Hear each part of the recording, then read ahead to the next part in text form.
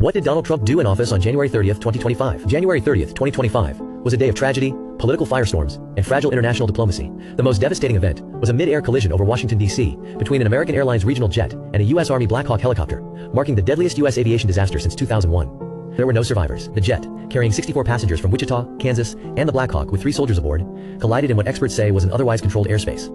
Authorities have recovered 28 bodies so far, including several well-known figure skaters, such as Evgenia Shishkova and Vadim Naumov, the 1994 world champions in pairs, who were returning from a developmental camp. The NTSB has taken over the investigation, though it could take at least 30 days to determine the cause.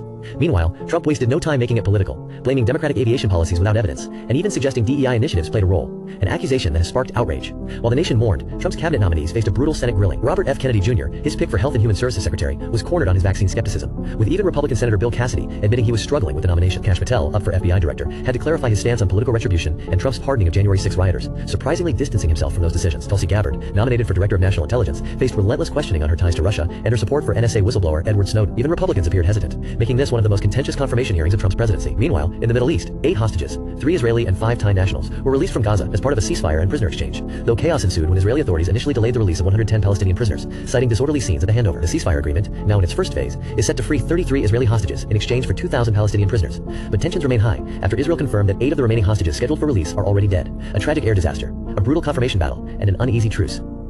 January 30th was a chaotic day, and major questions remain. What caused the collision? And was Trump's blame game just political theater? Will his cabinet nominees survive? Or will Republican resistance force him to rethink his choices? And will the Gaza ceasefire hold? Or is another wave of violence inevitable? What do you think?